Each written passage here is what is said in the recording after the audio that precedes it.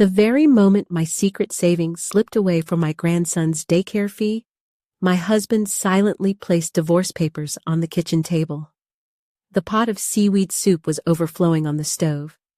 My balance reduced to almost nothing, and my world shrinking around me. That evening, my hand felt utterly foreign, roughened from a lifetime of caring for others, but suddenly trembling over a document stamped with my name in places I never wished it to appear. My name is Jeong-hee. I'm 66, and for most of my life, I've been a wife, a mother, and these days, a grandmother. I married Young-soo when I was only 24, and together, we ran a little hardware store on the edge of our neighborhood. In the early days, the steady clink of screws and hammers gave me comfort and purpose.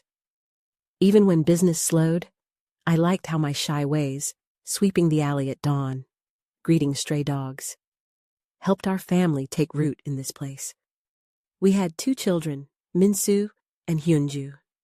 Young-soo wore his role as family provider with quiet pride, insisting our son keep pace with the neighbors' children in school, and never allowing anyone to see us struggle. I was always there, the steady hand when he wavered. I told myself it was love, and I remembered my mother's words, that the world doesn't feed people. Determination does. I lasted longer than I thought possible. When our shop's days dwindled beneath the shadow of new supermarkets, we started folding away our little comforts. I cleaned apartment lobbies by day and fried pancakes at a side dish shop by night. Young-soo, wounded in pride, never spoke of his difficulties. He just began to drink, slinking home with the heavy scent of it clinging to him, and I would bury myself under my blanket, pretending not to notice. Then came the layoffs at Min-soo's office, and all the air left our home. The silence was so sharp, it almost stung. Our grandson, Hyun-woo, began filling that silence with his cries and babble. Min-soo and his wife, Mi-jung, needed help. She returned to work after a brief maternity leave, and suddenly, I found myself a daily caregiver again. Holding Hyun-woo reignited an old joy inside me, a warmth I'd almost forgotten. But as days bled into months, a new truth quietly settled in. What began as a favor was turning into an expectation, and then an obligation. Talk of money crept into our conversations. The waiting list for public daycare was endless, the cost of private help was outrageous, and so, politely at first, my children would ask for just a little help with childcare expenses. I tried to stand firm, selfishly, for the last shreds of my old age savings. But each time I saw Hyun-woo's chubby face, my resolve crumbled. That's how my secret account, a stash I'd built from the day's leftover cash, coins hidden from Young-soo's stern gaze, started to unravel. Young-soo had always mocked the idea of hidden money. He called it dirty, dishonest. So when I finally broke and made that first transfer, I felt ashamed, as if I'd chosen to become someone small and unworthy. Yet, I could not bear to see my family fall apart, so I kept giving, telling myself I was still strong enough. The first time I sent the money, I couldn't sleep. I watched the empty space on the account screen dance behind my eyelids. The next week, Mi-jung sent a tidy note of thanks. Min-soo messaged me late at night. I clung to these little tokens, convincing myself everything was fine. But deep down, their gratitude started to feel less like appreciation and more like a quiet note of guarantee, a silent contract that I would keep rescuing everyone else. Each month, the withdrawals repeated. Each month, I felt emptier inside. Meanwhile, Young-soo continued to lecture Min-soo about filial duty. Parents must receive their share of the household allowance, even after the children marry. I watched Min-soo's spirit become burdened, flitting between parents and his young family. Mi-jung's eyes hardened. She built a wall between us. I recognized the shape of that wall. It was money, plain and cold. Amidst it all, Young-soo's habits shifted. He started returning home late, his pockets bulging with unfamiliar receipts from different restaurants. I grew suspicious. Yet my nature was always more about quiet observation than confrontation. When I found a hidden envelope in his jacket, something heavy and private, I returned it to its place, afraid to step across a boundary I couldn't retreat from. Then, late one night, my hands stumbled on something odd beneath the rice canister in our kitchen cabinet. Tucked under the last scoop of rice was a thin, plastic-wrapped stack of papers. My heart leapt, then quieted. It was a passbook, one I hadn't seen before, under my husband's name. The stamps and imprints were familiar, the transactions large and regular, from accounts with strange, official-sounding names. Several had memos, education funds, trusts, and the like. This was no small rainy-day fund. In that flash of realization, I understood. Young-soo had been secretly saving substantial sums. Sleep fled from me that night. I wedged the passbook between novels on my shelf, unsure what to do next. At dawn, I hurried to the bank, only to be turned away because the account wasn't in my name. Bitter disappointment washed over me as I left. Walking home, I happened to pass an office window, and there, inside, I saw Mi-jung, my daughter-in-law, seated across a table from Young-soo, poring over paperwork together. My feet froze, then carried me home on autopilot. I told myself nothing, said nothing to anyone. But inside me, something was unraveling fast. Time wavered in the days that followed. My mailbox filled with unfamiliar official papers. My family, once faces I knew by heart, seemed to morph into little more than rows of numbers and account statements.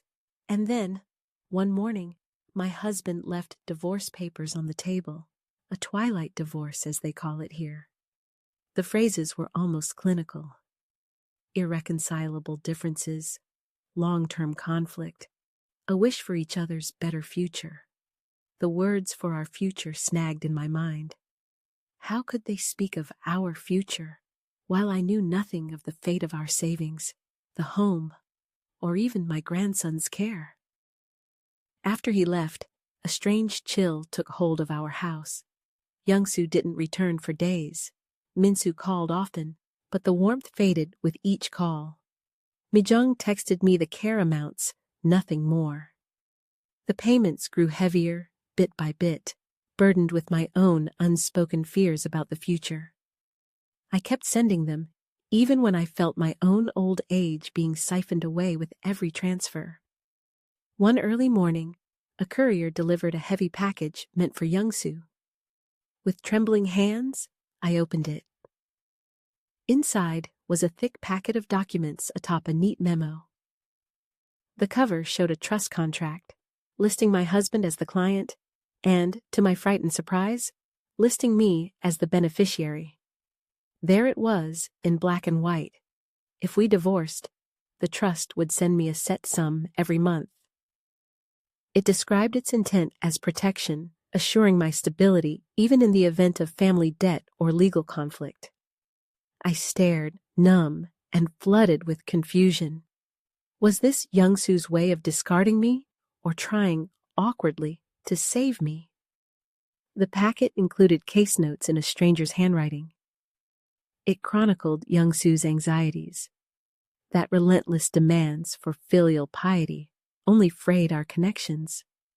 That when parents leaned too frequently on their children, respect curdled into resentment.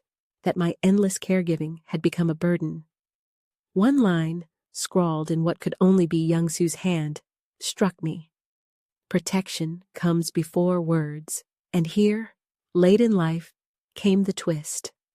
All along, while I believed Young-soo was planning to cast me aside, he had quietly built a shield, not to abandon, but to defend. But that shield felt like a wall, locking me out as much as it kept others at bay. The stamp I dreaded to use, meant for ending a marriage was suddenly transformed in his strange logic into the handle on the safety net he hoped to leave me. Thinking back to the moment he offered the divorce papers, I realized his face showed not anger, but a painful resolve. I wanted to hate him for it. But after hours reading those documents, my perspective shifted. Maybe he was carving a space for me, separating the family for my own safety, if only on paper. I was overwhelmed by conflict, anger, relief, regret for my years of silence. To clear my mind, I visited a local law office. Our home was still co-owned, no hidden transfers. The memories of seeing Young-soo and Mi-jung together circled me, but not as proof of betrayal. Rather, as moments I failed to question aloud. Later, my son quietly left some legal pamphlets at my door about grandparents' liability for childcare. He'd attached tables showing the very money I'd been sending, broken down like a bill. Suddenly, my invisible labor had been made formal, a new contract I had never signed up for. That night, for once, I took my nearly empty account book and went to the bank myself. Looking through the glass, I saw my reflection, not the depleted numbers, but the newfound lines in my face. I decided I wouldn't send the money anymore. I set all my bills on auto-pay from now on. Filing for my monthly trust payout meant involving some formal processes, but I was ready. I told no one. I realized if the habit of holding back my words had harmed my family, then perhaps being open could begin to repair it. A few days later, a letter from Young-soo arrived. It held a tea shop receipt, a scrap of paper with a date, and a note to check a particular page in the trust paperwork. Reading it, I found a clause. Even without divorce, I could claim partial payments if I needed them. At the bottom, he'd handwritten another line. He hoped I'd use my voice, not merely my signature. Sitting there, I cried, a long, overdue flood of tears. The bitterness, anger, and suspicion I'd carried melted quietly onto that page. And so, at last, I stamped my seal, not for divorce, but for my own financial claim. I made a choice for myself that night, not simply waiting for someone else's decision. When dawn arrived, I opened the window and watched morning sunlight chase out the old, stale air from my bedroom.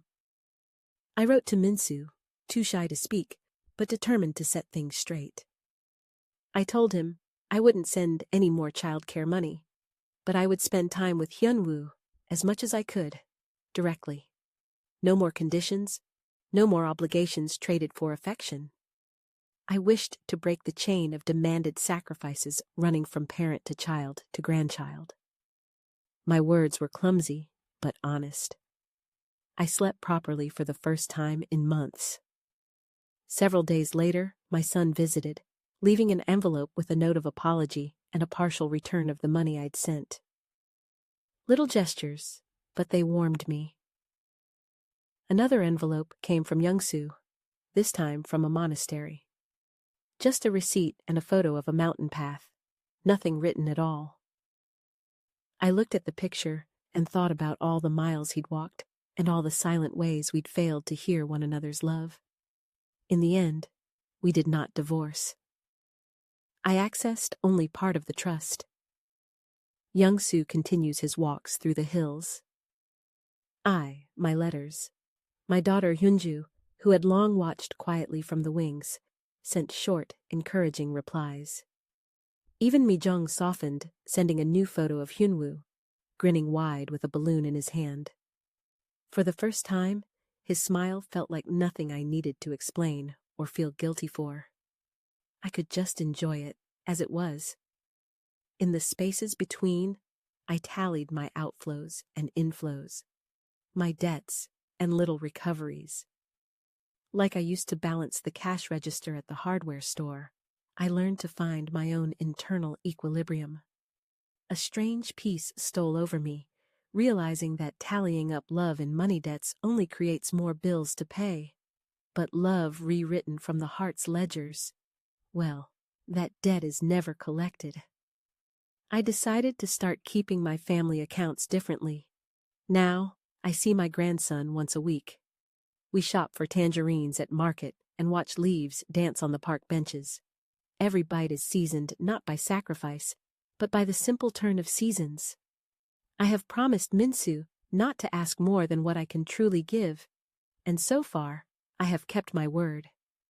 Young Sue, still walking the hills, now sends origami cranes, sometimes wrinkled from their journey, but always unfolded and refolded with care. Every time I smooth out those wings and tuck them in my books, I feel my own heart's creases gently unfolding too. Telling this story, I sometimes wonder if things could have been different. If I'd spoken sooner, hidden less, drawn boundaries earlier, or simply chosen myself every now and then. But I've learned that clinging too tightly to regret leaves your hands empty for anything new. Instead, I've tucked my regrets quietly away, knowing I can take them out or put them back as I need. My story isn't dramatic. For a long time, divorce at our age seemed only like a dark, permanent stain. But now, I see not all endings are betrayals. Sometimes love changes shape. One person keeps a ledger, another walks a solitary path, and another tries to protect by building quiet boundaries. Demands for respect and secret savings can become rope or chain, depending on how tightly we hold them. Grandparenting, too, is a kind of love that dims if treated like a transaction. In the end, young Sue and I are still learning how to give rightly, refuse kindly, and regret without bitterness. If it had been you, faced with these choices, what would you have done?